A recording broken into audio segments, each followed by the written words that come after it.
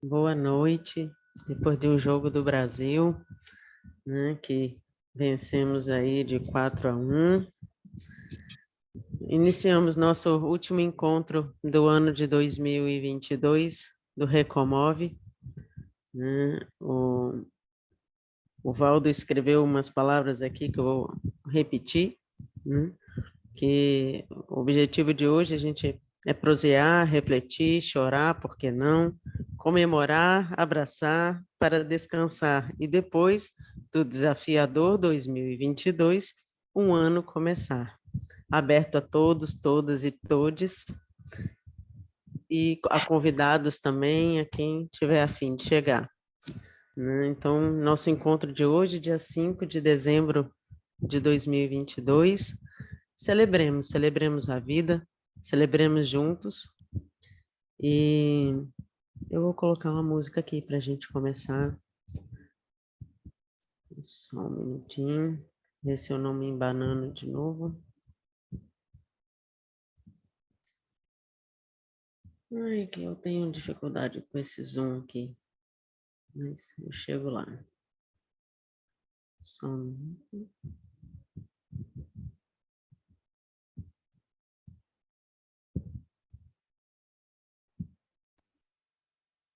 Vou iniciar com a música Vida Rendeira,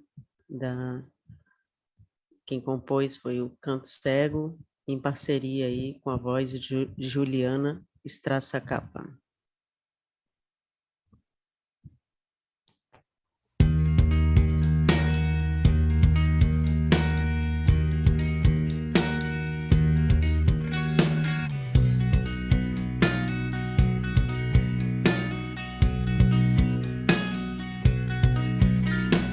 Respirar, confiar, atravessar.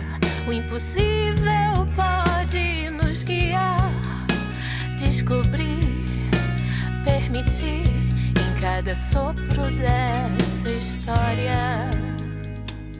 Eu navego as horas, eu escolho reviver, renascer, amanhecer, todo dia ser um pouco mais, existir, persistir na leveza da memória.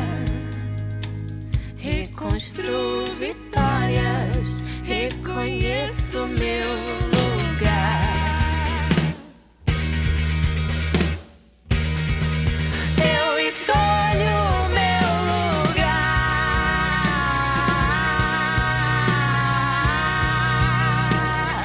Ó vida rendeira, tece nos meus passos um belo destino dentro dos seus laços. Ó vida rendeira, faz de mim seus braços, tece seus caminhos, veste meus espaços.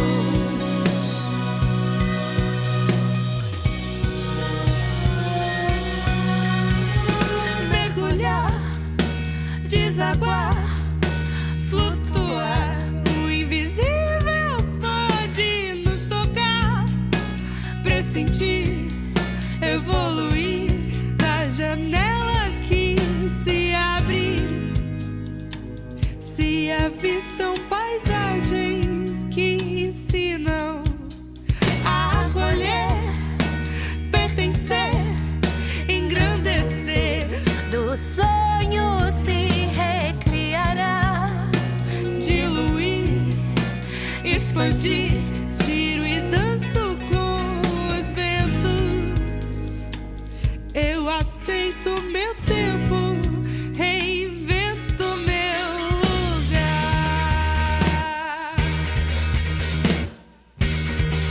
Eu escolho meu lugar.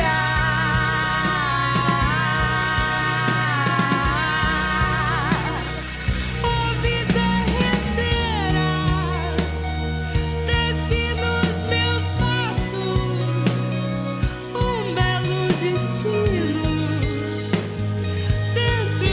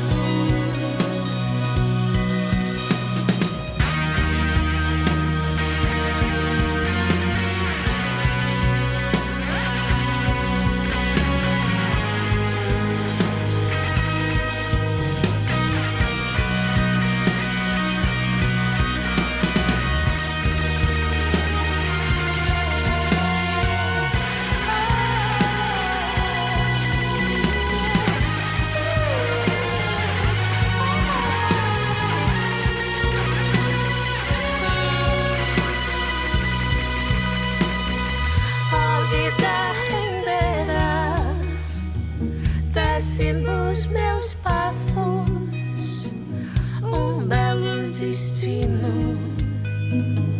Dentro dos seus laços, ó vida renderá. Faz de mim seus braços, desce seus caminhos, veste meus espaços, ó vida renderá. Desce nos meus passos um belo destino. Dentro dos seus laços, ó vida renderá.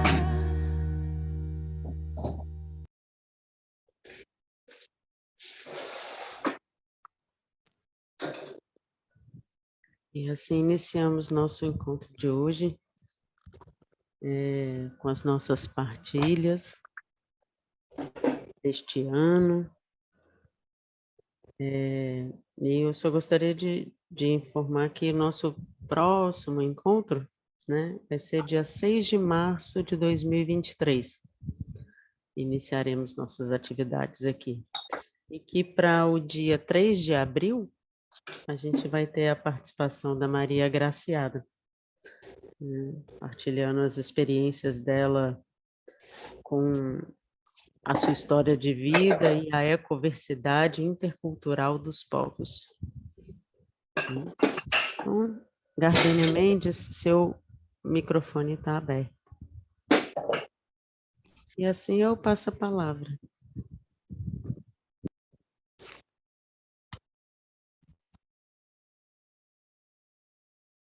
Alguém? Boa noite. Bom, eu quero primeiro dizer que eu estou com saudade de vocês, desses momentos aqui, desses encontros, viu?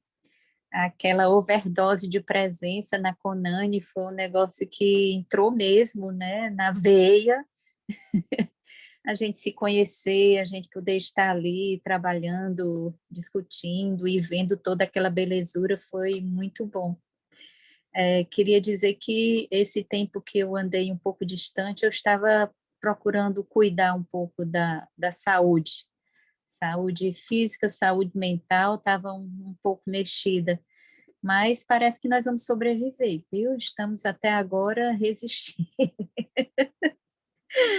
Já estamos de passagem compradas para Conani Brasília, né, Paula? Já vamos aí, certo? Já estamos levando nossas experiências e queria só compartilhar dessa alegria de estar de volta aqui com vocês e ainda mais tendo aí a minha xará, a Gardênia. Vocês não imaginam a nossa história, a alegria que eu tenho de ver a Gardênia aqui com a gente nesse movimento. Essa menina é uma pessoa, assim, muito do coração, muito querida. Eu a conheci quando eu era coordenadora no curso de pedagogia, ela estava finalizando o curso dela, sabe? Foi, assim, uma batalha nossa. Essa menina é uma guerreira, é uma vitoriosa. Vitoriosa. É isso, até me emociona, viu, Xará?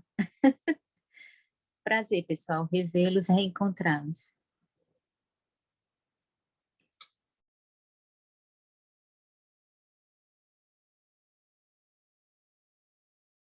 O povo está muito emocionado com o jogo de futebol, demora um pouquinho. Parece o Brasil no segundo tempo, jogou tudo que tinha que jogar no primeiro tempo e daí deixou um pouquinho mais sossegado. Então deixa eu Ivone, falar. a Ivone está de mão levantada. Depois, Ai, levante sua mão, Oi, eu Valquíria, levantei também. a mão, só que eu acho que a Gardênia conseguiu, né? A Gardênia Mendes. Se ela conseguiu, eu passo a palavra para ela, depois eu falo, pode ser? Ela estava com dificuldades. Gardênia Mendes tem que ligar o áudio. Olá, boa noite. Boa Estão me noite, ouvindo bem? Gardênia. Sim. Sim. É porque eu não sei, assim, mexer muito no Zoom, não costumo entrar em reuniões por ele. É um prazer estar por aqui. Assim, já havia entrado uma vez, não tive outras oportunidades, assim, questão de tempo, né, agenda, mas sempre bom escutar sobre educação, escutar pessoas tão generosas e tão que tem tanto a acrescentar. Então, assim, já participo do grupo onde a Paula, né, e a professora Gardenha participam também. E sempre um prazer estar falando sobre a educação e os assuntos que estão em volta, né, da educação e falar para a professora Gardenha que, imagina, ela que me inspirou, me ajudou bastante na época da minha monografia, do meu TCC, da conclusão. Enfim, somos guerreiras e continuamos na luta por um objetivo, sempre pensando no objetivo de transformação, né, de inspiração por uma realidade possível, né? Que é possível, que a gente tem que estar atrás dela, senão procurando sentido, procurando propósito para o que a gente faz, né, no nosso dia a dia, as nossas lutas diárias. Então, boa noite, muito obrigada, e passo a palavra. Ivone quer falar? Senão eu falo. Olá, deixa eu falar um pouquinho, Valdo. Bom revê-lo, bom rever Gardênia, bom ouvir um pouquinho da Gardênia Mendes, né? Que saudade da Valquíria, da Fátima, Paula, estamos nos vendo de novo, mas é sempre bom revê-la. É bom estar aqui com vocês, uma delícia, né? Olhando assim, a gente está aqui, né, no encontro do Recomove aqui, final de 2022, né, já nos despedindo para o recomeço lá de 2023, e é uma festa, né, celebração, e o nosso último encontro, nós estávamos com a Fran aqui, nós vamos falar um pouquinho, acho, né, um pouquinho sobre esse encontro também, que foi muito bom. A Val, ela tem participado conosco, mas mais ou menos, né? Nós sempre que está aqui, é bom relembrar que o nosso encontro é para falar desse caminhar, né? Sobre a trajetória de vida dos nossos convidados, depois a gente retoma pontos que abrem discussões e fomentam perguntas. Então, esse é o objetivo nosso, é sempre estar conversando sobre educação, sobre essa trajetória de vida e essa educação que a gente busca, né, tornar cada vez mais democrática, se não for mais democrática, pelo menos mais justa para todos. E no nosso último encontro com a Fran, nós estávamos aqui justamente vendo a trajetória dela e como ela chegou a se tornar essa professora que busca, né, trabalhar com essa educação que nós chamamos de educação especial, e principalmente que mais toca na trajetória dela essa busca constante por trazer essa educação mais justa e mais democrática, principalmente para esses que a gente fala que busca, né, que precisa dessa educação aí, esse olhar mais direcionado e especializado. E nessa luta constante, ela sempre fala, né, não falar nada, né, de nós sem estar presente eles, que eles é que representam essa força deles próprios que estão buscando. Então, trazendo essa discussão, né, já da conversa da Fran, que foi o nosso último encontro, eu acho que é o que mais me marca, né, essa garra constante dessa mulher chamada Fran, que traz essa trajetória e essa luta, e os pontos mais fortes realmente dela é essa garra que ela tem, essa mudança constante, ela não se estagna em determinados pontos, ela sempre está buscando e mudando e lutando para a educação seja cada vez mais democrática e cada vez mais justa realmente para quem precisa. Esse é um ponto, né? Um outro ponto é que hoje seria um encontro para a gente falar um pouquinho sobre a direção, né, das políticas públicas, porém, infelizmente, o convidado que estava não deu para estar aqui. Então, pensando sobre essa questão das políticas, né, a gente acabou de sair de um jogo aí 4-1, a gente precisa disso para respirar, o esperançar, eu acho que a gente precisa mexer com as nossas emoções, que estavam muito negativas, então esse jogo faz com que a gente vibre, e eu acho que para a educação a gente precisa também investir essa energia, né, esse vibrar, esse buscar uma educação aí que esteja próxima do que a gente sonha, né? Essa utopia de uma educação democrática, uma educação para todos, uma educação verdadeiramente inclusiva, né? Uma educação que busca realmente alternativas, né? Para estar sempre pensando naquele que está no processo, né? E a gente está também nesse processo aprendendo, e essas trocas são válidas. Então, assim, eu acho que a gente tem que repensar um pouquinho esse caminhar e trazer um pouquinho mais sobre a direção, né? A direção que a educação pode vir a tomar o ano que vem, principalmente aí com a mudança de governo, mudança de ministro. Onde será? Para onde será que a educação está caminhando? Será que a educação está caminhando no rumo certo? Será que quem tá sendo e pensado e fomentado, né, para indicação como um ministro da educação, uma equipe, né, essa equipe de transição, como é que será que está sendo pensado, como é que será que está fomentando tudo isso, né, o que tem por trás aí, o que vem. A gente espera que seja realmente um esperançar, que a gente possa respirar um pouco mais leve o ano que vem, porque esse ano foi pesado para caramba, e agora, nesse final ainda, tá bem truncado, tá bem tumultuado para quem está fechando ainda o ano, a gente sabe que está bem pesado esse fechamento de final de ano. Então, esse respirar leve, né, esse esperançar e essa busca é o que está dando ânimo para a gente seguir em frente. Aí fica aí, né, a questão assim do Valdo, que foi, né, deu esse respirar agora, falar um pouquinho de como foi esse respirar, essa escola da ponte. Eu vi ali que o movimento tá crescendo, eu comecei a ler o livro ali depois que eu vi as meninas lá da Escola dos Sonhos. Você postou o livro ali, eu comecei a ler, e daí quando eu vi ali copyright e o próprio movimento Moane está por trás desse livro, como é que foi isso?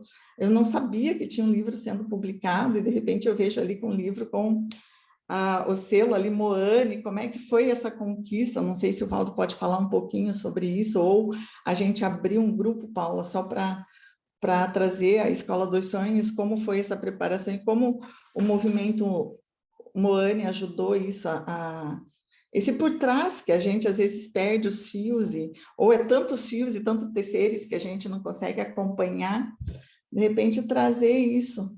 É uma provocação, a Valquíria também, uma provocação, podia falar como está sendo fomentado aí em São Paulo, o pensar aí para a nova política. Sei lá, só umas provocações assim que eu estou jogando para a gente repensar, pode ser? Acho que é isso. Pode ser, sim. A Valquíria tinha Primeiro pedido a palavra, Valdo. Temos que terminar o ano, né? Faltam 25 dias. Fiquei pensando enquanto vocês iam falando, com todos esses últimos cortes e essas coisas da educação. Se nós não tivéssemos um governo que vai assumir 1º de janeiro, que vai numa linha completamente diferente de tudo que nós estamos vivendo, né? Como é que nós estaríamos? Felizmente, todas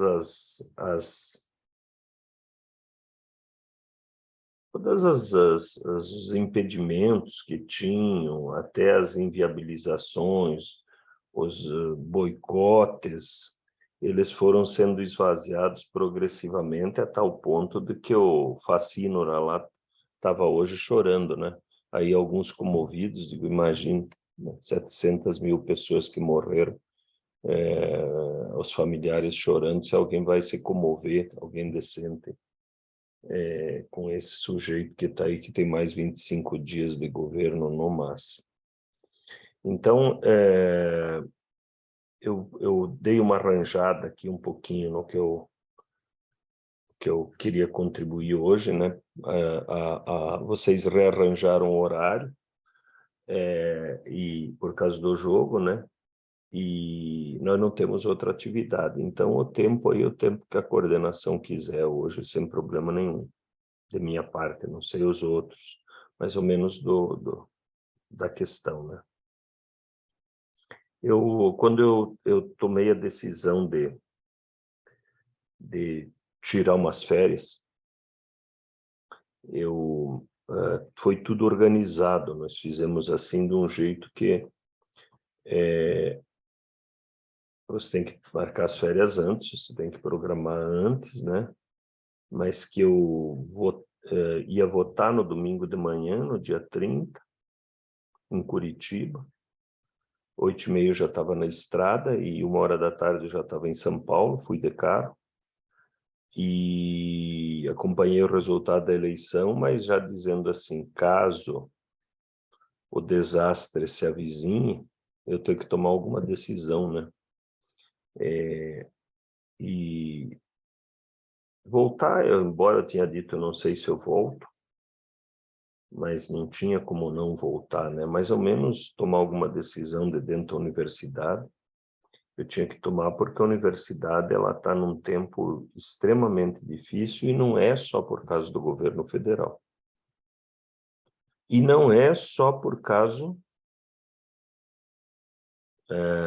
dos professores cansados. A universidade não sabe mais o que fazer. Para mim, é uma leitura minha. Ela está perdida no tempo. Ela não soube construir espaços para um governo como esse, que é um governo altamente desastroso, né? E que está no mundo inteiro. Eu tive na Espanha e tive em Portugal. Tem interfaces do mesmo movimento, né, mundial, e fora as outras coisas por leitura. E a universidade é quieta, deitada em berço esplêndido, em crise. A universidade está em crise. Imagine que o único discurso que a universidade tem atualmente no Brasil é reclamar dos cortes de dinheiro, do orçamento. Mas o que a universidade está fazendo concretamente como uma entidade educacional diante de tudo isso que está se movimentando no mundo? Ela expõe, para mim, aquilo do extremo do individualismo, do academicismo, do carreirismo e de nada mais. Cada um produz um texto dizendo de uma situação, de outra situação, de outra, ninguém lê o texto de ninguém, cada um põe lá na carreira e vamos para frente, né? Então, digo, nós temos que fazer alguma coisa. Inclusive, eu me manifestava em todos os espaços que eu estava, que eu participava, tanto no litoral e em Curitiba, que eu fico na segunda, na terça, até quarta de meio-dia em Curitiba. E comecei, inclusive, com meus colegas aqui de Curitiba, eles dizendo, Valdo, mas eu acho que você está puxando muito forte a reflexão e tá, isso assusta as pessoas. Digo, os caras ameaçando nós, fotografando na sala, e nós estamos puxando forte. Na universidade, que nós temos por legislação autonomia, é diferente da escola básica. Imagine que eu vou ficar protegendo um bando de boiada aí, que ainda mais na Agrárias, né, onde eu participo na segunda e na terça-feira. Então, tudo isso me levava a dizer, nós temos que pensar isso. E eu acho que isso é uma coisa que a pauta do ano que vem, dos vários coletivos do Moane, tem que tocar nisso, inclusive o Recomove. Eu vou dizer, escuta, nós vamos ficar nesse lenga-lenga aí, Então, eu acompanhei o resultado da eleição, domingo à noite. Na segunda, fui para o aeroporto, não tinha nenhum indicativo de que aquele movimento que começava nas estradas ia tomar conta de São Paulo. E quando nós pegamos o Uber na região ali, quase perto de Congonhas, para ir para Guarulhos, estava tudo normal. Quando nós chegamos perto de Guarulhos, nós ficamos 4 horas para entrar no aeroporto de Guarulhos. Ninguém mais entrava, ninguém mais saía. Eu nunca vi na minha vida um caos tão grande no aeroporto. Quem chegava, o Montoeira de Voo, que chegava no aeroporto mais movimentado do Brasil, não tinha como ir para a cidade, porque eles trancaram. Eu nunca tinha percebido, acho que pouca gente de São Paulo percebeu, que só tem uma entrada e uma saída no aeroporto de Guarulhos, não tem alternativa pela via terrestre, não existe. E ele tranca, né, a Dutra, ele tranca a Ayrton Senna e ele tranca a entrada do aeroporto. Eu até tentei ligar para o Marcos, que mora atrás, em Arujá, ele conhece bem ali, digo, Marcos, mas não tem uma entrada para Guarulhos? Mas também não adiantava entrar, porque os pilotos não chegavam e foi dando um efeito dominó e parou tudo e o aeroporto virou um caos. Eu não sei quantificar quantas pessoas estavam em Guarulhos, mas era uma legião de gente dormindo no chão, mas era gente dormindo no chão, assim, vocês não imaginam, e não tinha como condição de ir no banheiro, os banheiros não tinham limpeza, não tinha nada, as lanchonetes acabou tudo, não tinha reposição, acabou tudo que elas tinham, até sanduíche seco lá terminou. Quando a gente conseguiu, as pessoas desesperadas nas barreiras, nós estávamos a 6 quilômetros de Guarulhos, quando travou de vez, as pessoas pegando, saindo dos Uber com as malas nas costas, o desespero, né, talvez de perder passagem nacional, internacional. Eu digo, o caos instalado. Parecia aqueles filmes de terror, quando cai um meteoro, quando vem um dilúvio, que nas cidades que eles fazem aqueles sistemas caóticos, era o caos. Ficamos lá no aeroporto um tempão. Quando a gente passou pela barreira, eram uns 20 jovens, uns 40 carros de polícia. Não era de caminhão, era de militante. Eram uns 20 jovens com as bandeiras do Brasil, protegidos por uns 40 carros da polícia, e causaram um caos no sistema aéreo do Brasil. E a polícia protegendo. Claro que eu estou dizendo tudo isso para dizer como é que eu voei para fora do Brasil, quando a gente voou. Conseguimos voar, chegou as tripulações, porque os voos não decolavam não por causa dos passageiros, porque não tinha tripulação para pôr agora está descendo uma chuva aqui bonita nas aeronaves, né? Ficamos quase 30 dias em Portugal, lá 2, 3 dias na Espanha, e Fátima foi o paraíso, viu? Tal de Portugal, eu conheço Portugal de umas 4, 5 vezes que eu fui, mas eu fazia 10 anos que eu não ia. E só o fato... Bom, como a gente demorou, né? É evidente que no sistema que nós íamos nos hospedar, nós chegamos no feriado. Lá o feriado não é dia 2 de finados, é dia 1º. E Lisboa estava um caos também de feriado, não de bagunça. E a pessoa que ia nos entregar a chave, onde nós íamos nos hospedar, não tinha contato, não tinha contato. Também ela não tinha como saber, né, do caos brasileiro. E a tal da Lisboa está ocupada por chineses, paquistaneses, que vêm tentar, ucranianos, que vêm tentar viver.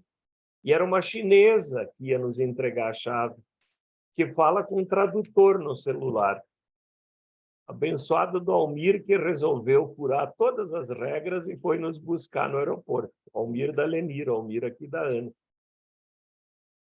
Aí já começou a festa ali, né? Então, e na volta, pulando a volta, a gente chega, né? Eu viajei com um monte de antibiótico, se me desse reação de inflamação, digo, não vou fazer, mexer no dente antes de viajar. Mas não mexeu nada, mas eu tinha a cirurgia marcada. E aí começou a chuva, então a volta do Brasil foi de São Paulo a Curitiba, não tanto como para Curitiba, Florianópolis, mas também estava bagunçada a volta, então a saída e a volta foi triste. O que eu quero resumir agora que eu enredei o processo das coisas? Foi um ano que teve muita coisa boa, mas muita coisa boa, no meio de um período das mais difíceis da vida. Eu acho que, olhando para todo ano, né, agora, nós demos conta, nós mostramos que na tempestade, no impedimento, na falta de recurso, num mundo de coisas, nós demos conta.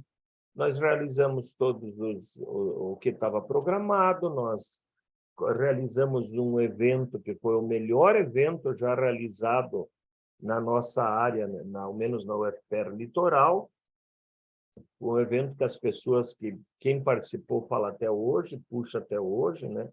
Do impacto que ele deu, foi a coisa que mexeu talvez mais significativamente dentro da universidade. E os desdobramentos disso, eles são importantes. Então, ver ontem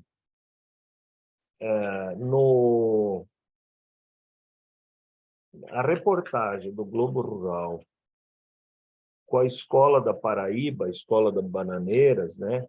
Aonde que a Elidiana e a Bárbara trabalham, e a Leila coordena, e era para a Leila estar presente no litoral, e eles não vieram por uma questão de sobrecarga na escola, e com a reportagem ficou muito evidente, né, como é que eles carregam uma escola daquelas, mas ver a reportagem ontem, né, e o que essa Leila fez para conduzir essa escola como coordenação de muita gente que atua nela, comunidade, professores, estudantes, ex-estudantes, hoje pais, é algo que me remete para fazer o paralelo com a Escola da Ponte, que eu visitei, voltei para a Escola da Ponte e eu nem sabia que tinha mudado de lugar, eu estava tão desinformado que eu não sabia que ela tinha mudado de prédio, já faz bastante tempo que ela mudou de prédio. E a vez que eu estive lá, eu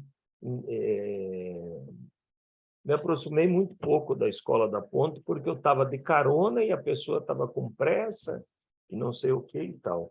Mas entre a Bananeiras, a Escola dos Sonhos e a Escola da Ponte tem muito paralelismo, tem muita similaridade. São pessoas que carregam o piano valendo e acreditam valendo, né? Então, quando a gente vê para vir na conferência, na Coname, Caiçara, a Elidiana e a Bárbara fazendo rifa para chegar na conferência e aquela alegria delas nos 3 dias, nos 5 dias, porque elas chegaram antes, já trazendo cachaça, foram embora no domingo, a última foto delas antes de subir para Curitiba, eu tenho a foto, nós estávamos num café ali, eu acho que está a Susan, a Ivone, eu, o Léo, elas duas, e é o motorista que vai levar eles, que tira a foto, com a reportagem. E ontem, quando foi publicado, né, a Elidiana vinha chamando a atenção que ia acontecer o programa, ninguém deu muita bola, né? Eu pus o despertador e fui lá assistir. Quando eu vi aquilo, eu digo, minha nossa, eu digo, num programa da Globo, que não tem diretamente nada a ver, não é um programa de educação, é um programa como é que planta milho, como é que controla a lagarta, como é que põe o agricultor, não sei o que e tal, e eles dão 2 blocos inteiros do programa que conseguem fazer uma narrativa que é um material quase que ideal para divulgar o trabalho que elas fazem. Eu digo, é um acidente acontecer isso na Globo. É um acidente. Daí eu peguei o link lá, que eles publicaram no grupo, e comecei a esparramar para todo mundo, né?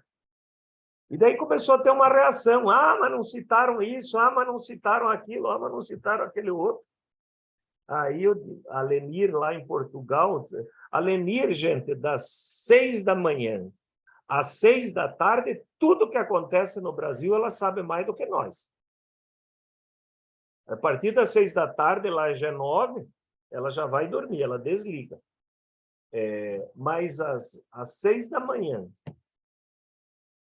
que para nós aqui ainda é 3, ela já começa a caminhar. E daí entra essa questão que eu vou enredando todos os assuntos para tentar encurtá-los no conjunto. Ela me manda mensagem e diz, Valdo, mas no livro que nós estamos editando, no e-book, tem os textos. Eles fazem referência a todo mundo.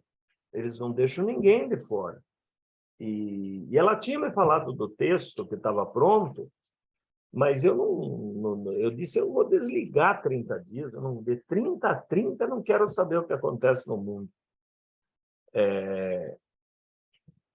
Aí ela me mandou a versão final, eu dei uma lida rápida no capítulo da Leila, que é a diretora, e vi que está tudo ali. Está a Escola da Ponte, está o Âncora, está o Pacheco, está o Carlos Brandão, está todo mundo ali, tá? Só que não estão lá nas referências. E daí eu passei ela disse, será que eu posso mandar? Eu digo, mas... Ela pediu para eu mandar, eu digo, mas manda você, fica mais legítimo lá onde que estava tendo a encrenca. Aí ela mandou, a partir de que ela mandou, comecei a distribuir para todos vocês e retrata muito bem esse assunto. Muito. Sobre o que é construir uma escola sem política pública. Definitivamente, em 2023, a pauta vai ser como a gente faz alguma coisa sem política pública, sem ficar chorando.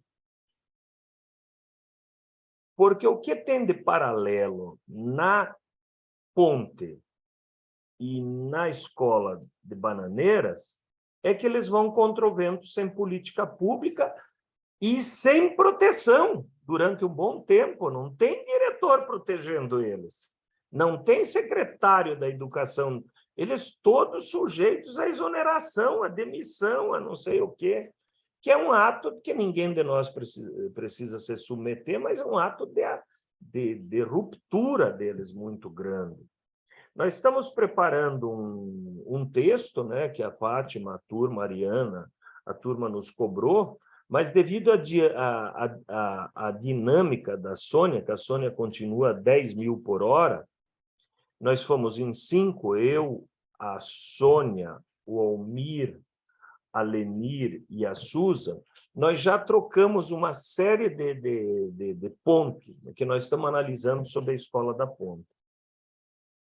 E eu descobri agora, na abertura dos trabalhos, que a Fátima vai para lá. Se a Fátima ficar 6 meses lá, nós vamos arranjar muita coisa, mas muita coisa de trocas entre a Escola da Ponte e o Moane através da Fátima. Aqui quero dizer uma coisa, a Fátima é uma paixão deles lá, eu não sabia. A tal da Fátima, onde você vai, eles chamam ela de Fatinha. Meu Deus do céu, eles não querem saber de não sei o que, eles querem saber da Fatinha. E a Fátima, de fato, tem uma história muito significativa lá na escola, que eu só soube nos detalhes indo lá. E que, diga-se de passagem, nós estávamos em dúvida se nós iríamos, porque há muito, vamos dizer, relatos cansados sobre a Escola da Ponte. Tipo assim, a Escola da Ponte não é mais o que foi. A Escola da Ponte já está lá, não sei o quê. Eu digo, olha, daquilo que eu tinha lido e o pouquinho que eu conheci lá na final da década de 90 e hoje, a Escola da Ponte, na minha opinião, não sei se os outros 5 vão concordar, os outros 4, está muito mais avançada do que eu conhecia. Foi excepcional a minha impressão da Escola da Ponte, algo assim emocionante. Nós ser recebido no improviso, arranjado, pela participação da Fátima, mexendo com o Rui Canário, que é histórico lá na relação com a Ponte, professor da Universidade do Porto, a companheira dele é a Ariana nos pondo lá dentro. E aquelas 2 pessoas da coordenação nos recebendo, a gente não queria ir embora e eles não queriam que nós fôssemos embora. Porque a escola estava num momento que ela não consegue atender pela própria lógica pedagógica dela. Porque eles estavam escolhendo as comissões. Então, as listas lá dos estudantes estavam em campanha. Então, a comissão que recebe os visitantes, ela não estava escolhida ainda. E por isso que eles não iam ler o e-mail nosso, não sei o quê, se não é essa interferência que a Fátima nos possibilitou, nós não chegaria lá, e eles mesmos disseram. E daí nós fomos almoçar, contamos bastante. A Ana Maria, que é uma das coordenadoras, né, no próprio movimento dos alunos ali, chamou 2 alunos, né, que eu agradeci depois lá para eles, vai sair no nosso texto, a Maria Inês e a Emma, são 2 estudantes das listas, que nos levaram numa visita que, improvisada, ela é muito melhor do que uma visita organizada. Então, Fátima, eu já agradeci, mas quero que você diga para eles que o impacto foi grande. E você é a nossa embaixadora da Escola da Ponte, nomeada no Moana, embaixadora da Moana na Escola da Ponte, para todos os que precisarem ir lá visitar nessa nova fase da Escola da Ponte. E o que a gente gostou muito, foi unânime, né, da Ana Maria e da Eugênia, que vocês chamam de Geni, foi que elas valorizaram muito, muito, muito a história. Inclusive, destacaram muito o papel do Pacheco no início da caminhada, a importância de cada professor que passou por lá, e que a fase atual deles, como eles tinham que brigar muito contra o vento, eles procuraram tirar um pouquinho a força da liderança, inclusive delas, e fazer mais o coletivo, que é um aprendizado muito forte, para tentar enfrentar os ventos contra. E é um pouquinho o que a Leila fez na Escola dos Sonhos. Se não fosse a edição do material de ontem do Globo Rural, nós não saberíamos a força que a Leila tem por trás daquela escola. Só que a edição do material destacou mais, por motivos óbvios, né? A edição é da Globo, o papel da Leila lá, mas a Leila diz, Valdo, aqui o coordenador é um simples organizador. Falei com ela ontem e hoje, e ela me explicou mais alguma coisa. A equipe da Globo ficou lá 8 dias em Bananeiras fazendo gravação. E eles gravaram mais de 15 horas, então eles entrevistaram montanhas de gente, de depoimentos, e eles editam isso em 20 minutos, em 2 blocos, né? Que aí justifica por que algumas coisas ficaram um pouco destacadas e não sei o que e tal, e tal, e tal. Então, eu diria assim, ó, vale a pena aí, senhoras coordenadoras, só estou eu aqui, nem o Léo veio aqui me ajudar, só está a mulherada aqui hoje, mas vale demais a pena, o ano que vem, vocês pautar a Leila aqui. A Leila é uma resistente. A Leila ontem, quando ela chora no segundo bloco do Globo Rural, que ela diz assim, eu não sei se eu vou ver essa escola pronta. Porque quando troca a diretora das freiras, que elas estão no colégio de freira, né? E a congregação resolve cobrar o aluguel deles, eles não têm alternativa. Quem viu daí o programa, as professoras e os pais saindo na rua de Bananeiras, recolhendo doação para pagar aluguel da escola, não sei o quê, e eles construindo agora, por mutirão, a escola no lado, que ela diz que ela não sabe se vai ficar pronta, eles já estão há um bom tempo construindo, dá o significado da luta da educação. E a ousadia deles de ter um salário horizontal, que é um teto, né, de R$ 1.400, para ninguém passa esse teto, seja coordenador ou seja não sei o quê. Eu comparava lá aquele negócio da ponte, os professores andando uma distância muito grande para ir, e como eles relatavam que as gerações anteriores de professores também fizeram.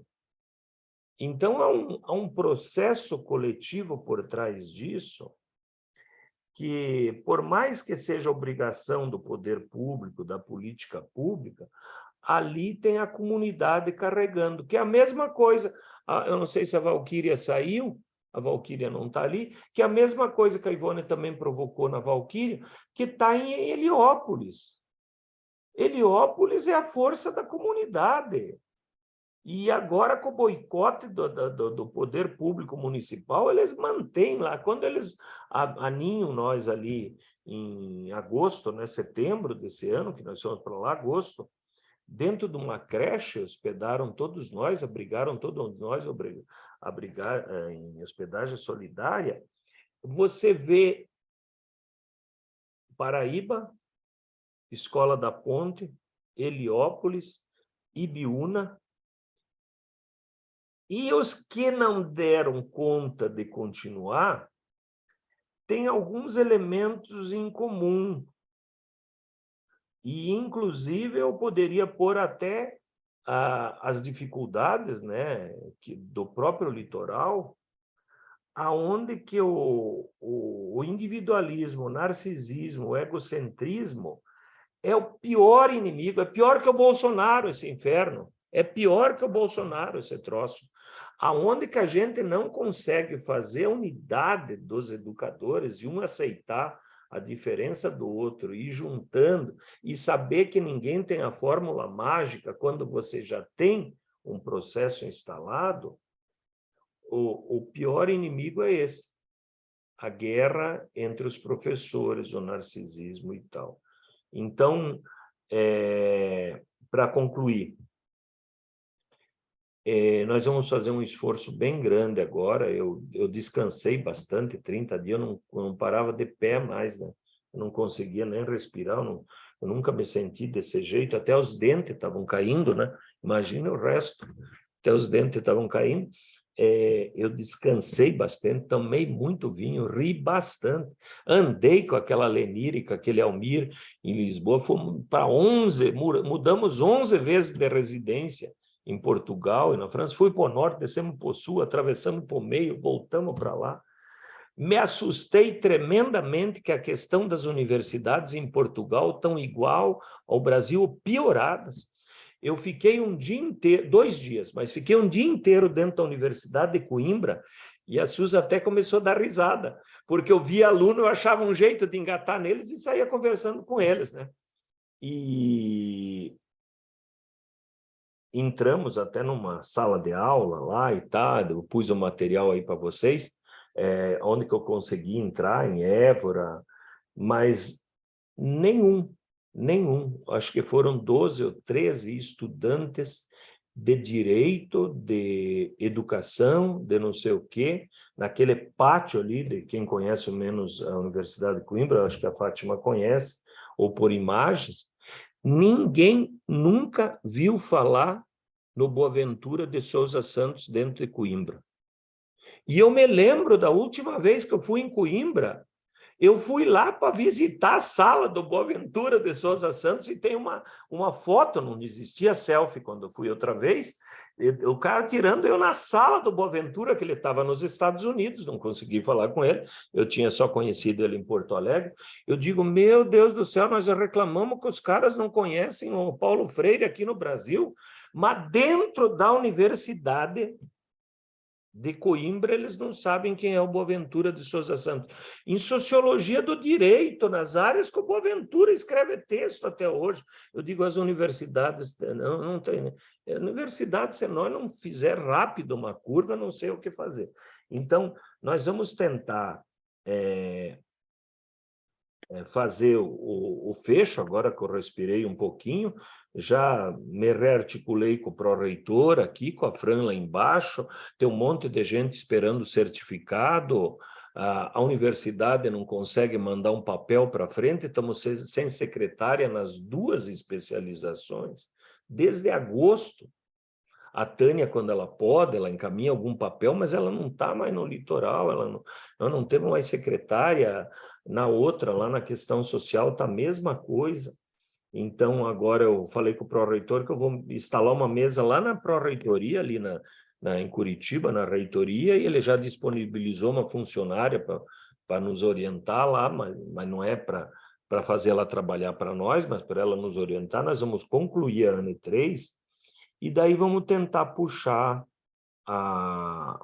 o arranjo para o ano que vem. Eu acho que o maior síntese que nós podemos tirar agora em 2, 3 frases é assim: nós fizemos coisas muito mais do que nós imaginamos em 2022. Demais. Muito, muito. Isso com a Sônia lá, com a Lenir, fui falando bastante com a Suzy, com o Mir.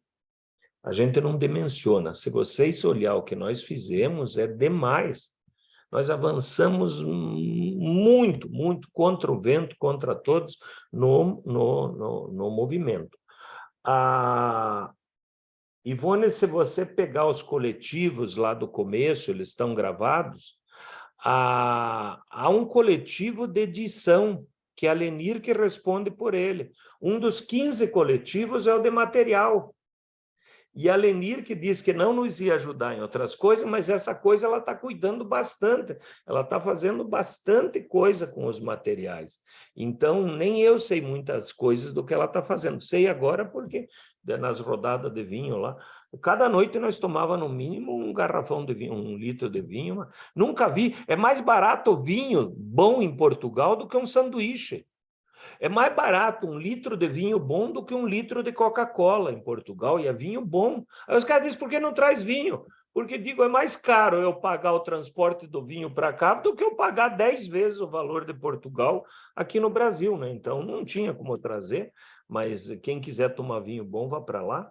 E a gente conversou bastante sobre muito do que foi feito. Então, primeira coisa, foi feito muita coisa em 2022. Segunda coisa, nós temos que discutir a pauta para 2023 e sair um pouquinho da expectativa que o governo vai fazer revolução. Se o governo fizer revolução, está ótimo, mas nós temos que saber o que nós vamos fazer em cada espaço nosso. E, principalmente, como é que nós vamos fazer essa teia, essa rede andar mais com as pessoas que estão com os projetos, porque, embora por causa do programa de ontem destacou bastante a Bárbara e a Elidiana, mas tem cada projeto que vocês acompanharam, dos medianos de vocês. Eu não estou falando daqueles que chegaram mal e mal assim, eu estou falando daqueles bons mesmo, que vale a pena a gente destacar eles e talvez criar um processo que movimente muito mais essas coisas boas tá aí. Eu diria assim, por causa do programa da Globo, a Escola dos Sonhos, vocês devem ter acompanhado de ontem para hoje, ela vai virar mais destacada do que foi o projeto Âncora.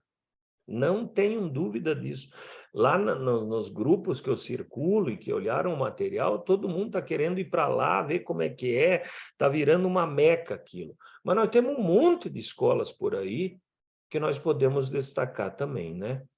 E olha, a Fátima, a escola de Maria Peregrina, quer dizer, todas essas escolas, vamos ter a Maria Agraciada, que está embrenhada lá nas tribos aqui falando, quer dizer, é essa pauta que me parece do ano que vem. E para terminar o ano, eu desejo que cada um de vocês pudesse ter o que eu vivi, talvez pela primeira vez, 30 dias me dando o direito de tirar férias. Eu recebia, às vezes, uma mensagem que eu olhava assim, eu dizia, vou responder, não vou responder. A única exceção que nós abrimos, assim, daqui da formalidade, foi nós lá na sala da Lenir e do Almir, em Lisboa, na minha volta para Lisboa, o Carlos Azevedo apresentou o TCC dele na 1 hora que antecedeu o jogo do Brasil e Sérvia. Eu digo, Carlos, você tem 1 hora para apresentar. E apresentou. Me estendi bastante, caríssima Paula, mas tentando pegar tudo aí o que era um treco aí, e parabenizo vocês também aí da coordenação, que eu acho que consegui cumprir a tarefa em cima da hora, né, de editar o material. Se a Paula não me lembra ontem, diz, pô, você não publicou lá o material da Franciele, né? Aí eu saí correndo hoje de manhã e baixei a coisa lá, tá lá o negócio. E a capa aí?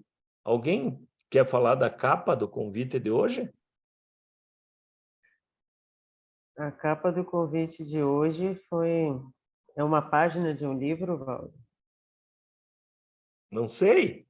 O que vocês acham? Pelo menos me pareceu a página de um livro. Fátima, você sabe o que é a capa do convite de hoje? Estudar não é só ler nos livros que há nas escolas. E é também aprender a ser livre sem e sem ideias tolas. Ler um livro é muito importante. E às vezes urgente.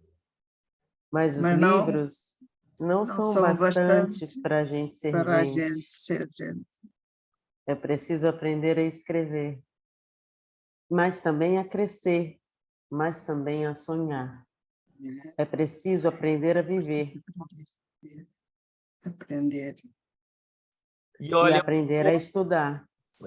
Estar na escola da Ponte é estudar. Estar contente consigo é estudar. Aprender com os outros, aprender contigo. E ter um amigo também é estudar. Estudar também é repartir, também é saber dar. O que a gente souber dividir para multiplicar. Estudar é escrever um ditado sem ninguém nos ditar. E se um erro nos for apontado, é sabê-lo emendar. É preciso, em vez de um tinteiro, ter uma cabeça que saiba pensar, pois na escola da vida, primeiro é saber estudar. Aprender a estudar, hino da Escola da Ponte, adaptado de um poema de José Carlos Ari dos Santos. E de uma melodia de Fernando Torres. O Pacheco trabalhou muito isso para que isso ficasse dessa forma. O Pacheco, nesse aspecto, ele tem sacadas extraordinárias e todo o hino reflete realmente aquilo que ele pensa e sonhou a escola e que fez com que os outros sonhassem também a escola com ele.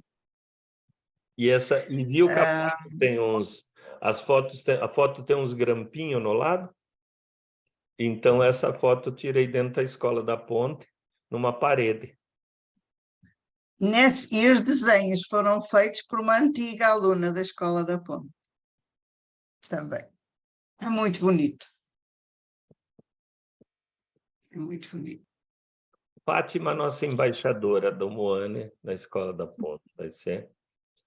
Vocês têm que aproveitar, mulher. É muito bom, mas é assim, a Ponte é um projeto sempre, é sempre um projeto, não é? Não é nada de definitivo. Está sempre em permanente projeto, sempre a adaptar-se às circunstâncias que vêm, aos pais que chegam, aos professores que chegam, às crianças que chegam todos os dias diferentes e todos os anos diferentes. E quando me perguntam assim, e a ponte pode acabar enquanto projeto? Pode. Se eventualmente surgirem mais de 50% de professores que não queiram aquele projeto, democracia é isso. Assim como o Bolsonaro ganhou, ali também pode acontecer. É preciso ter muita coragem, muita força para fazer com que quem chegue acredite e queira continuar. E queira convidar os outros a virem e acreditarem que aquilo dá certo. E é um projeto de pessoas. E é um sistema que eu entendi, né, que os professores são de carreira nacional, né? Concurso nacional. Não tem a mesma remuneração de que tem os professores universitários, mas eles são de carreira nacional. E da mesma forma que nós vemos no estado aqui, no estado do Paraná, nos municípios, a Escola da Ponte, a cada ano, a cada período letivo, renova os professores. Então, isso que a Fátima colocou, pode ser que chegue uma maioria que eles escolhem lá para dar aula, são lotados, não sei o quê, não tem uma equipe fixa. Daí até a Ana Maria nos falou, Fátima, que o grande ganho que eles tiveram nas negociações duras com o sistema público, acho que 4 professores fixos, né? Que não mudam da escola. Não mudam da escola, exato. Os outros todos rodam.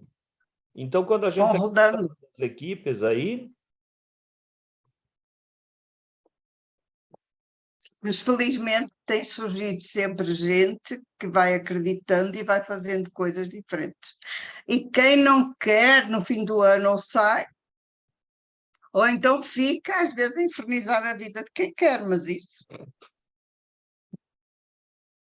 Não posso rir que eu estou com a janelinha. Não é? É assim, às vezes acontece de cair ali uma pessoa que não quer nada com nada. Então é um trabalho de formiguinha para que o estrago não seja grande e que se possa fazer alguma transformação nessa pessoa. Ô, Fátima, e como é que esse convite, você usou a palavra convite, né, para as pessoas que chegam, né, que possam se envolver, conhecer e se envolver com o projeto e continuar o projeto? Né? Como é que esse convite é feito? Esses convites não são institucionais. Assim, o convite é de nós conseguirmos fazer com que a pessoa que chega acredite que é uma coisa boa e que vai dar certo.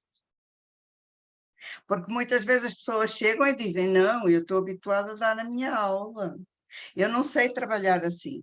Então, a Ana diz muitas vezes que há muito aquilo que a Edimara Lima, que é de uma escola montessoriana, diz. O primeiro ano é aprender vendo como fazem, como a equipa faz e ter a ajuda da equipa. A segundo ano, a pessoa, quando consegue lá ficar, já vai conseguindo entender um pouco mais. No terceiro ano, ela já se atreve a fazer alguma coisa de sua autoria. Porque isso são coisas que são permanentemente refletidas nas reuniões de equipe.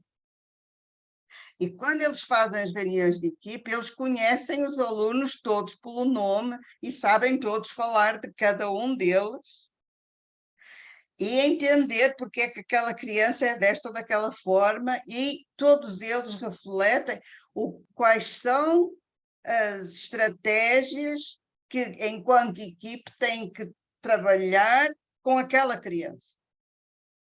porque não fica, a criança não fica remetida ao tutor. O tutor tem uma responsabilidade, mas a equipe tem que trabalhar num todo, com aquela criança, quando eu digo aquela, é aquelas, né? Mas cada uma olhada como um ser único e irrepetível, como é sempre falado. Então, isso, quando se pensa, quando diz assim, mas como é que tem projetos individuais? Tem projetos coletivos? Tem. Pois o plano da quinzena, ele agrupa 3 grandes categorias, que é aquilo que eu vou fazer como escola, que pode ser, que como escola pode ser o que é que eu vou trabalhar com na escola, na vila, no distrito, no país, no mundo. Aquilo que eu vou fazer com o meu pequeno grupo e aquilo que eu vou fazer enquanto pessoa, a minha responsabilidade. Então, a criança, desde que entra na escola, ela tem essa perspectiva, as 3 visões. Ela não está sozinha no mundo. Ela tem a sua parte individual que é responsável, que é sua, mas tem que saber trabalhar com um pequeno grupo e com um grupo grande. E isso o professor também tem que fazer. Então, isso é qualquer coisa que é uma cadeia, né? São pequenas moldanas. Elas não trabalham sozinhos. O professor não está sozinho na sua sala. O professor também está... Ele tem a sua disciplina, mas tem todo o resto que é para fazer para além da disciplina. E isso é muito rico. Eu acho que as pessoas não têm noção, porque saem dessa atitude individualista. A escola é minha, a escola é nossa, o espaço é todo nosso. Não é da funcionária que vai limpar, não é do porteiro que vai... A escola é deles, mas também é nosso. Eu tenho responsabilidade neste espaço que é coletivo. E isso é muito bonito. É extraordinário isso. E isso vai sendo trabalhado com os professores. Ora, se o professor internaliza isso, depois é fácil conseguir. Muitas vezes, muitos professores chegam e ali é um lugar agora com a história da pandemia não há tanto, mas é um lugar de afetos, de abraços, de muita coisa, assim, de pegar no colo, de beijar. Embora se chame professor fulano, não se chama pelo nome, mas é à distância do professor, mas muitos que chegam inicialmente, eles têm alguma dificuldade em tocar. Tivemos muitos que chegavam e eles encostavam-se atrás, eles punham as mãos nos bolsos. E no fim do ano letivo, mesmo que não ficassem na escola, mesmo que fossem para outra escola, eles já estavam com a criançada ao colo, já davam um abraço, já davam um beijo. Portanto, tudo isso vai sendo pequenas transformações internas que vão sendo feitas. Quem passa por ali nunca sai igual ao que entrou. É impossível sair. Mesmo às vezes com a Ana a ser ríspida, que a Ana é muito exigente. A Ana fala muitas vezes com os alunos de uma forma assim, muito... ela é muito assertiva, ela diz, eu não posso acreditar que eu estou a ouvir uma coisa destas. Houve uma discussão que eles tiveram na semana em que o Valdo foi, em que a Ana dizia, eu não posso acreditar que eu estou a ouvir uma coisa. Se vocês me dizem isso, eu sou a primeira a ir embora desta escola e não fico aqui mais. Os alunos ficaram. Então, isso foi uma discussão muito grande, foi algo muito bonito, porque é sempre a transferência de responsabilidade, pensar que a responsabilidade não é individual, ela é sempre coletiva, em tudo que eu faço.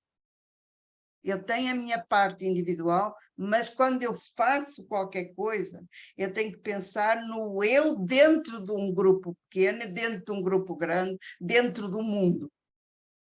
E isso para mim é muito bom.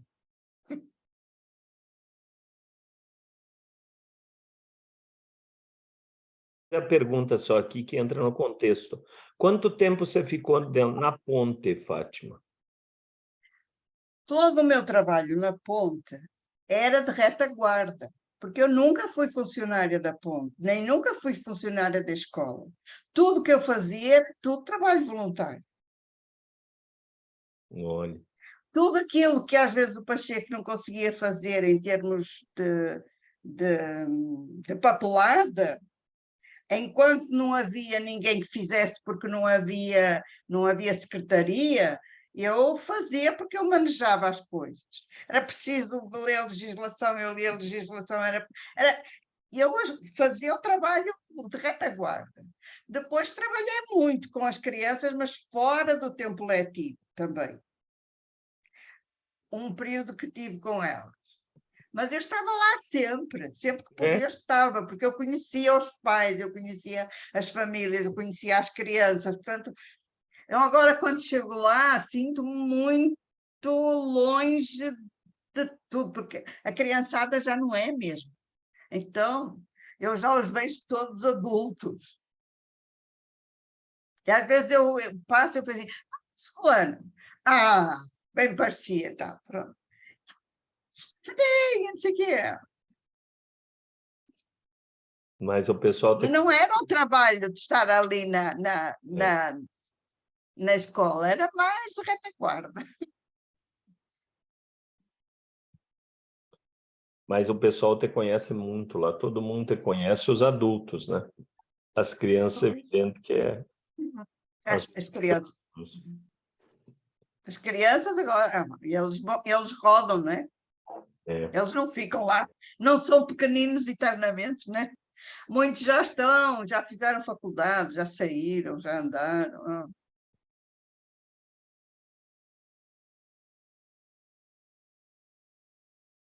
Mas foi muito gratificante tudo.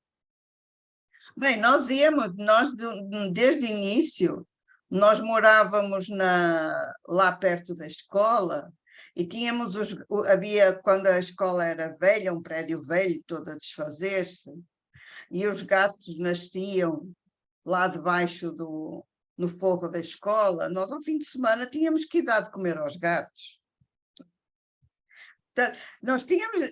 Era esse envolvimento com as famílias e com as pessoas que fez com que a relação de comunidade fosse mais forte, porque a maior parte dos professores lá e das professoras eram muito distantes dos pais, porque os pais, muitos eram operários, e portanto o professor não queria ligação com o operário, não queria... Estavam muito lá no alto. Falavam sempre de cima. E nós tínhamos uma relação mais próxima. Porque nós íamos ao mercado fazer compras e falávamos com toda a gente. Porque a relação era diferente.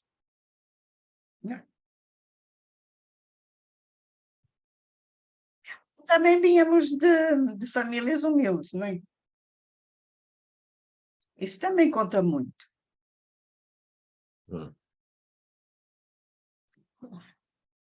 É muito... basta dizer, quando nós chegamos lá, para morar lá, nós compramos um apartamento lá. E quando nós chegamos lá, nós vínhamos da cidade, e ali era uma aldeia, era muito simples. Os homens iam ao café e as mulheres ficavam em casa. Os homens iam ao futebol e as mulheres ficavam no carro a fazer crochê. E eu entrava no café e fumava. Aquilo era um escândalo. Quando para lá fui. O Pacheco estendia a roupa na corda, que era muito alta, eu chegava à roupa, então nós tínhamos os vizinhos todos de trás, na rua, tudo a olhar a ver o professor a estender a roupa, que era um escândalo. Nós passamos assim, foi uma mudança muito grande, e isso foi nos aproximando das pessoas simples, e foi com as pessoas simples que conseguimos construir coisas.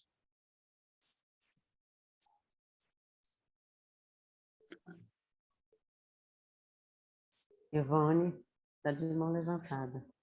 Oi, ouvindo a Fátima aqui falando sobre esse buscar o eu dentro de um processo educacional, trabalhar em grupo, esse movimento lindo, né, desse processo de construção realmente da educação, né, que o dia, como você mesmo disse, que não quiser o projeto acaba-se mais de 50%, ou seja, é um processo democrático. Eu estava aqui refletindo e uma frase que eu li no livro do próprio Paulo Freire, eu não lembro agora qual é a referência, mas ele disse: é antiético a gente falar daquilo que não se conhece. E eu vou jogar uma provocação aqui para todos, para quem quiser responder ou não, fica isso, é uma provocação. Eu estou conhecendo, já tinha contato, porque os meus filhos entraram desde os 7 anos para o movimento, mas eu não conheci, nunca procurei conhecer a fundo. E tinha um baita de um preconceito, assim, em relação ao movimento. Mas agora, conhecendo e compreendendo o processo, eu digo que é um dos maiores processos educacionais não formais do mundo, é o movimento escoteiro.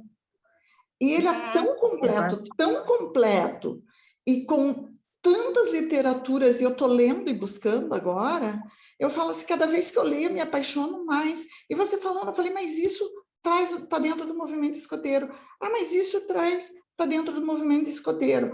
A convivência e o respeito entre crianças mais velhas e mais novas, a interação, respeito que ele tem, vamos pensar nos lobinhos, assim que a gente chama as crianças até os 11 anos, né, dos 6,5 aos 11 anos, o respeito que ele tem que ter para os lobos mais velhos, para as pessoas mais velhas, eles aprendem brincando, e eu estou lá agora participando junto, e eu estou aprendendo um monte de brincadeiras, eu tenho que estar nessa dinâmica toda, e muda todo dia, nunca um encontro é igual ao outro, é um processo que você vai montando e organizando no dia a dia.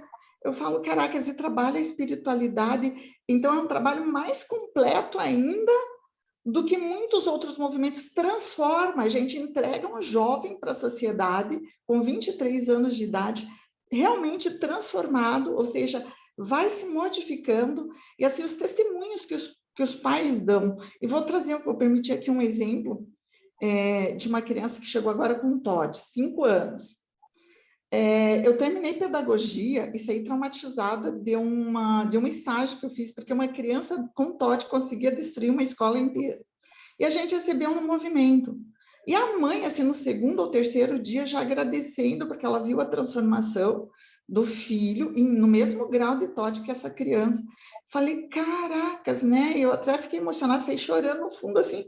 Eu até escorri uma lágrima, falei, meu Deus, que testemunho lindo, né? Dessa mãe agradecendo. E outros pais que dizem, nossa, o meu filho vai se modificando, e a gente percebe. Eu também percebi dentro da minha própria casa, porque eu tive meus 2, o outro ainda está dentro do movimento escoteiro. E é engraçado que a gente não traz isso aqui para a roda de conversa, não abre, nunca se ouve falar que o movimento escoteiro é o maior grupo de educação não formal, que é do mundo inteiro, não é só no Brasil, né? É um movimento a nível mundial, que está aí praticamente há mais de 100 anos posto. Tá certo que começou por um militar, né, querendo seguir, e hoje não. Hoje é para jogar o mundo, né, colocar na sociedade um jovem realmente transformado, com valores, inclusive. Fica aí essa questão, por que a gente não traz o movimento escoteiro também como alternativas, inclusive, fazendo uma propaganda agora, tem lá na própria UFPR, tem o grupo de escoteiro da própria UFPR, né? Isso não é apresentado dentro da própria educação. Eu não vi ninguém ainda falando sobre, e quanta coisa tem com esse movimento. Falei, sabe, assim, é lógico, tem coisas ruins? Tem, mas a gente aprende a filtrar isso e olhar, tem muito mais coisa boa do que ruim. Olhando, né, que é um movimento que atinge o mundo inteiro, é lógico que sempre vai ter algumas coisas falhas, mas enquanto criança, que a gente olha realmente o benefício que traz, é muito grande para as crianças. A gente nunca trouxe isso para falar, a gente traz exemplos de escolas, mas não se traz esse exemplo. Fica uma questão, é porque não se conhece, porque não se fomenta, porque a gente não fala, porque não cobra.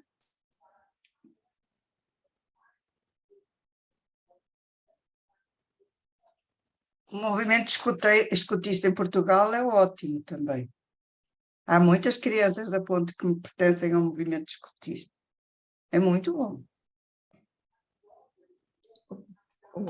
O quanto essa criança se modifica, né? Então, o projeto final da escoteira é realmente, aos 23 anos, o jovem encerra ali, se ele quiser continuar como escotista, ele pode continuar, mas daí como chefe, com uma outra visão daí, né? Mas é a finalidade. E tudo um trabalho voluntário, não envolve dinheiro, né? É lógico, quem está na parte administrativa, sim. Mas quem está no movimento ali com o jovem, com a criança, é para o jovem, é um movimento para eles. Eu estou cada vez mais encantada, estou lendo assim, e estou vendo, né? No real, assim, e nos encontros e tudo mais, eu falo, caracas, que bacana. Já tem as metodologias prontas e você consegue trabalhar e transformar realmente. Professor Ivone, a gente, da mesma forma que fazermos o convite à Leila, né, da Escola dos Sonhos, também podemos... Você tem alguém que, assim, o nome de alguém desse movimento aqui no Brasil que a gente pudesse convidar num próximo encontro para o ano que vem? A Aqui gente de pensa Curitiba isso tem junto. várias. Vamos pensar junto depois na nossa reunião De organização. de organização, isso. Nós vamos até 7h45, né, que é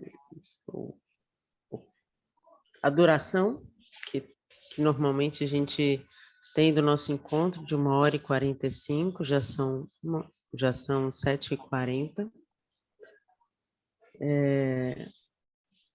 Bem, para mim, algo que eu queria trazer da fala da Fran, e não só da Fran, assim, quando a gente traz a história de vida, a gente vê como é que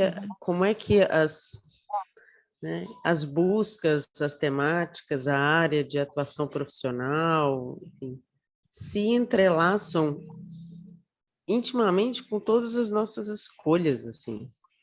E algo que me chamou muito, muito forte a atenção, assim, na fala dela, até de algo que ela estava vivendo no momento, quando a gente fez o convite a ela falar sobre a própria história de vida, esse era algo que os próprios estudantes da pós-graduação que estavam com ela também, as sincronicidades das coisas, assim, que ela no desafio também de trabalhar sobre isso com os estudantes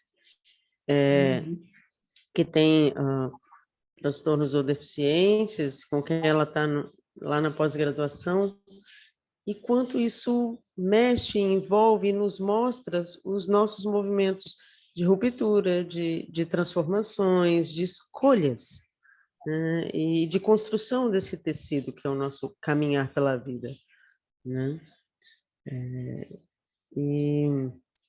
Evaldo, uma dúvida que eu fiquei aqui, acho que você falou, pelo menos eu entendi, né? Que materiais estão sendo elaborados para a Conani, sobre a Conani Caiçara, outros materiais, vídeos, recortes, isso vai ser produzido, divulgado, como é que tá?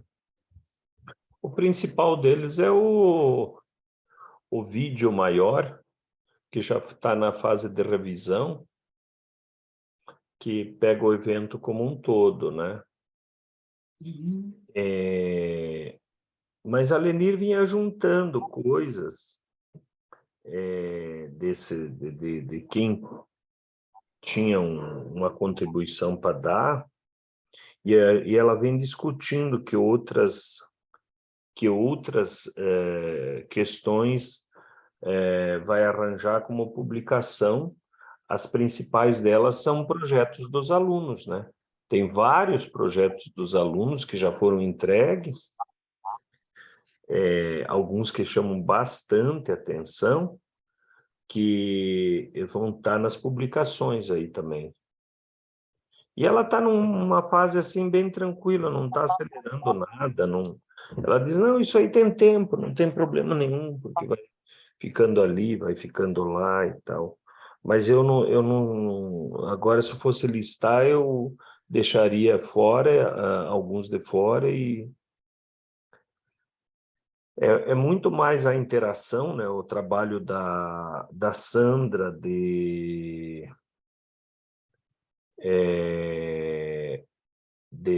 Taipas, né? Tem o da Cris de Brasília, tem vários assim que esse mesmo da escola lá dos sonhos é uma intermediação com a Bárbara e a Elidiana, né? Que vem. E a gente não força o estudante, o interessado que busca, né? E tudo que chega a gente remete para a Lenir, que ela disse, eu vou me dedicar a isso aí. Ela está fazendo pós-doutorado em Lisboa, né? O pós-doutorado dela tem um foco no intergeracional.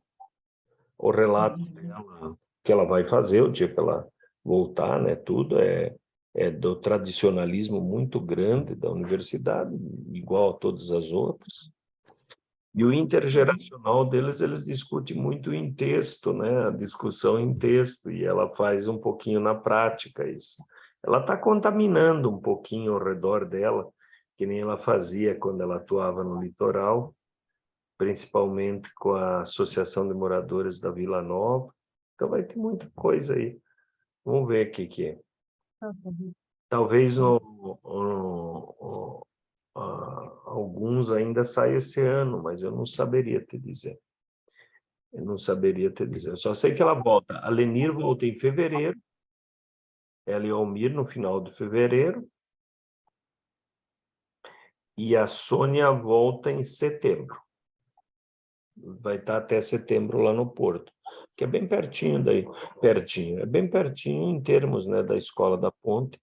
Nós fomos em menos de uma hora de carro. Nós fomos da onde nós estávamos, na região do Porto, nós fomos até Santo Tirso, lá onde que está a Escola da Ponte. Mas a gente tem muitos, tem 400 mil brasileiros em Portugal. Aonde você vai, você tromba com brasileiro. E os Uber, essa coisa que lá nós não pegava o Uber, pegava o Bolt, né? Paquistanês, indiano, os motoristas de Portugal ficam até críticos em relação a esse movimento do mundo que vem para Portugal, né? Mas Portugal é sempre Portugal, um povo muito acolhedor em todos os sentidos. E nunca a gente pode pôr no absoluto em lugar nenhum, no Brasil também, na Argentina e tal. Para cada um que te ignora, te vira a cara, tem 10 que te acolhe, que é um pouquinho parecido com o que é a média brasileira aqui, não o Sul, né? Quando a gente põe o Nordeste, o Norte, as coisas assim, é um povo extremamente acolhedor, bastante acolhedor, né? Então, essas publicações aí, vamos ver, Paulo. E se alguém mais quiser ir falando, não tem problema hoje dos 19h45, eu disse porque a gente usava aquilo porque às 19 horas nós tínhamos que usar a plataforma na aula, né? Mas talvez a Lenir também tenha que ser posta aí no rol das pessoas a falar, né? Porque a Lenir tem muito a falar com a relação aluno-professor do que ela viveu em Portugal, e o jeito dela, assim, de dando um jeito, porque a Lenir, como tem uma deficiência, né? Ela tem a carteira de deficiente e tudo, né? Para caminhar, para se deslocar. Ela faz disso uma ironia muito grande dos vários lugares que a gente vai e dos impedimentos que tem, né, em Portugal tem uma coisa que ela levou uma multa, não sei se não foi por nossa culpa, porque eles estavam com o carro quando eles foram de Lisboa para o Porto e dormiram lá onde que nós estávamos, que era uma imensidão, cabia umas 30 pessoas no lugar que nós ficamos, especificamente no Porto. E na frente do prédio tinha uma obra, tá, em Portugal inteiro tem obra, nunca vi tanta obra, mas tinha uma rua lateral e tinha uma placa para estacionar carro de deficiente. E sei se no teu tempo tinha essa legislação, Fátima. Lá tem as placas de deficiente, que é uma dessas, a gente diz, a vaga ali sozinha, a Lenir com o cartão de deficiente, no para-brisa, ela põe, né, quando ela carrega com ela, põe no para-brisa. Mas lá tem a vaga do deficiente, que é específica. O sujeito registra uma vaga só para ele, que é uma legislação nova. Se você põe na placa, que tem bem pequenininho embaixo assim, e você é multado, porque mesmo que você seja deficiente. Porque me parece que é só no Porto que tem isso. No Porto. A vaga específica. Mas, enfim, a Lenir é uma coisa boa para estar aqui. A gente podia fazer até uma roda convidando todo esse pessoal, né, com a própria Sônia, virtualmente, porque a Sônia também. A Sônia está dando aula no Brasil. Aí ela saiu no dia que nós ia sair, no dia seguinte ela veio para o Brasil, ver o pai dela aí, que não estava muito bom, e saiu do Brasil e foi para a África, e deve estar voltando essa semana para o Porto. Então ela continua esses agitos muito grandes dela, né? A gente dizendo que tem que descansar um pouquinho aí, mas ela andou lá com a gente deu risada bastante, nós 5, porque imagina nós 5 num carro, com o Almir dirigindo, todo mundo dando bronca no Almir. Chegou uma altura, o Almir disse, ninguém vai falar nada aqui, que eu largo o carro e largo vocês. Então, paramos de criticar o motorista. Tudo fora do carro, né? Imagine, nós dentro do carro, todo mundo dando palpite. E a direção lá é muito diferente aqui.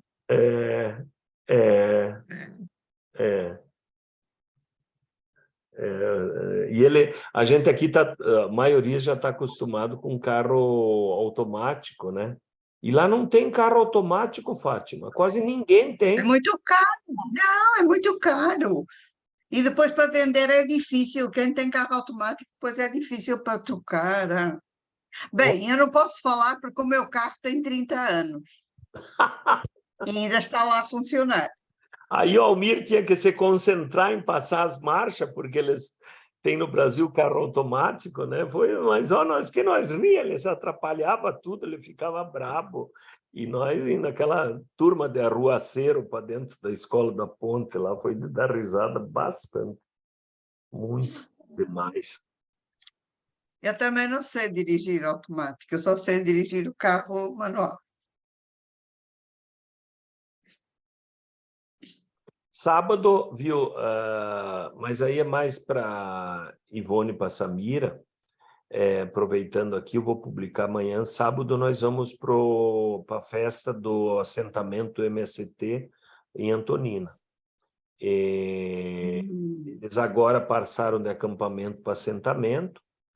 A Gardene e a Paula conheceram eles aí, lá eles estavam na roda dos povos, lá na Conani Caiçara, e à noite, lá na festa do São João, eles estavam lá também e levaram os produtos. E então nós vamos ir com quem quiser ir, vamos lotar um ônibus e vamos lá para a festa do MST, que parece que parou a folia de desandar a estrada, aí nós vamos poder passar, então nós vamos para lá, que é uma boa. E eu acho que essa atividade... É em Antonina, isso? É o Lutzenberg lá? Antonina. Até se alguém depois for, entre em contato comigo, quiser ir, porque o ônibus vai sair de Matinhos, mas deve ter gente que desce de Curitiba. E essa atividade aqui deve ser a nossa última atividade de todos os coletivos. Eu não sei mais se tem alguma, mas eu acho que não tem. Que o povo está todo cansado, querendo festejar, fugir das enchentes que está aqui no sul, respirar. Eu é que estou tudo animadinho, que cheguei depois de 30 dias de férias. A turma já disse aí, quinta-feira, a partir da semana passada, dizendo que você está muito agitado. Digo, pô, mas vou fazer o quê? Fiquei 30 dias de férias, né?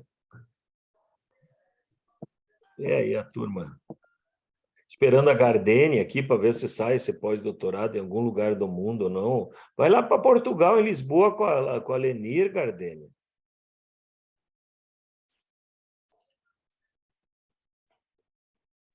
Quem sabe, né?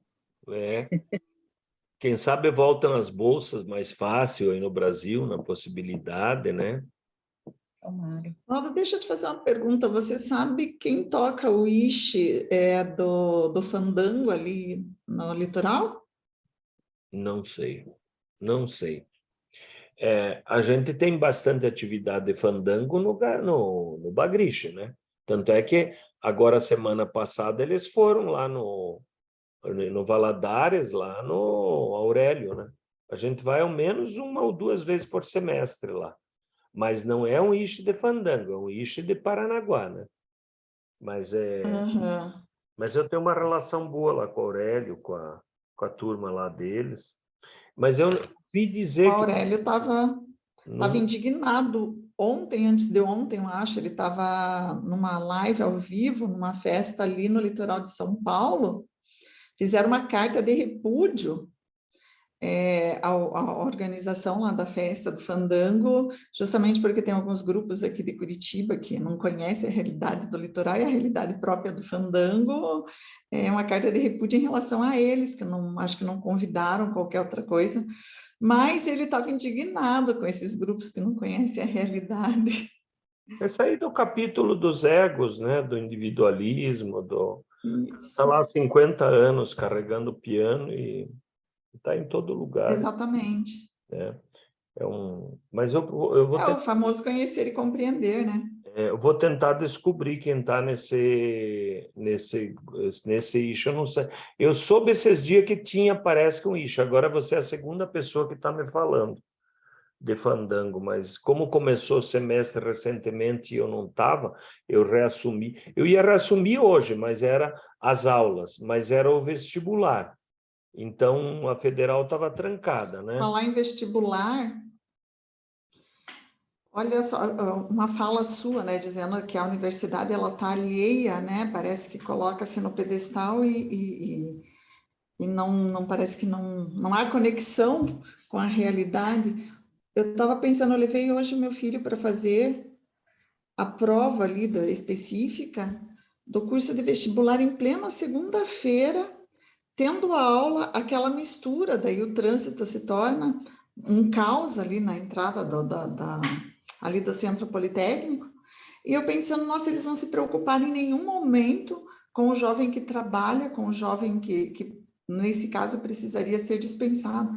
Aí eu fiquei olhando o nível das pessoas que estavam chegando ali na segunda fase, teve gente que foi de chofer, sim, só dá para ver assim, que é só pessoas realmente, né, bem de vida, né, um alto poder aquisitivo.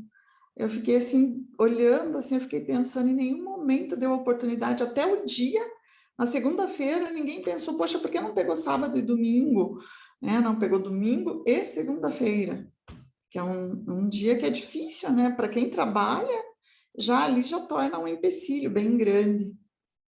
Porque é um arranjo geral, Ivone. Nós, no litoral, desde a origem, 17 anos atrás, nós não temos segunda fase, a segunda prova na segunda fase. O litoral não tem. Hoje não tem nada no litoral. O curso pode optar ou não por fazer uma segunda fase, que foi uma guerra, uma segunda prova, a chamada prova específica, mas isso é do conteudismo, então essas áreas aí fazem. No sábado, é mais grave fazer funcionar a universidade, poderia ser uma opção, mas é mais grave. Eles ainda, ao não retirar o vestibular da tarde, porque esses mesmos caras que põem as provas de conteúdo específico, que daí sim tem que usar o Pacheco, prova, não prova nada, o Rubem Alves dizia que era melhor sortear para o vestibular do que fazer qualquer coisa, que seria mais justo, é a turma que quer fazer o vestibular 7 horas da manhã. E 7 horas, que era antigamente, começava às 8, abriu o portão às 7 horas, e daí sim os pessoal de fora não consegue, quem não tiver carro motorista não consegue chegar, né? Mas essa prova específica só tem em Curitiba. E aí, claro, né? Eles não estão preocupados com ninguém, trabalhador, nada disso. Aliás, eles nem querem essas pessoas dentro da universidade. Mas e como você não vê mais falar nada da universidade, que não seja reclamar que o Bolsonaro cortou, uma reclamação justa, claro, cortou mais orçamento, essas coisas, mas no resto não tem discussão nenhuma, nada. Deixa para lá isso aí, que nós lá não temos nenhuma prova mais, que seja a chamada prova específica, vamos dizer assim. O curso de medicina escolhe biologia, o curso de engenharia escolhe matemática, ele dá uma prova específica. Já foi medido, ainda quando eu estava como pró-reitor, já foi medido por N processos, que a prova específica não diferencia nada, não diferencia porcaria nenhuma. É só nos cursos de altíssima competitividade que dá aquele degradê para dizer que esse merece a vaga mais do que aquele. Mas é outra discussão isso aí. Mas foi tudo certo lá com o vestibular, né? Do teu filho. Ele ainda não chegou, vai até às 7 a prova.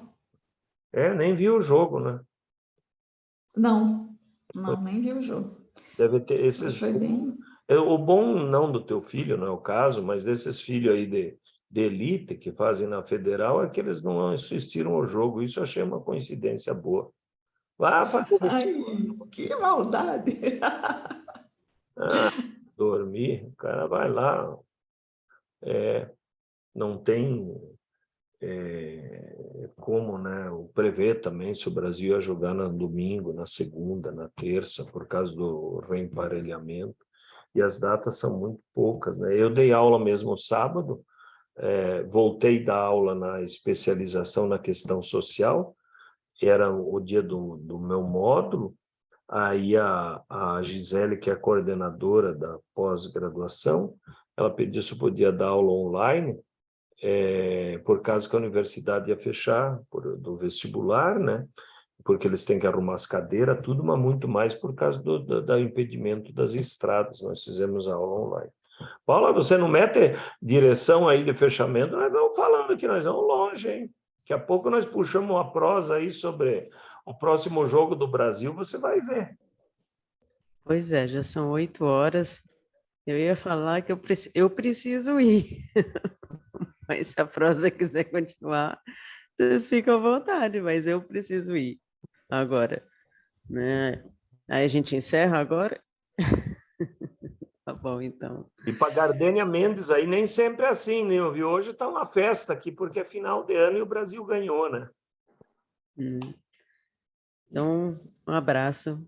Tudo de bom. Ótimas celebrações aí de fim de ano, que a gente recupere as nossas energias para o ano que vem vai ser ano de muito trabalho, né? De muita luta, de muito envolvimento, mexidas aqui e acolá. Então, fiquem bem, saúde, cuidem-se, continuem cuidando, máscara, né? Covid ainda está por aí. E sigamos juntos.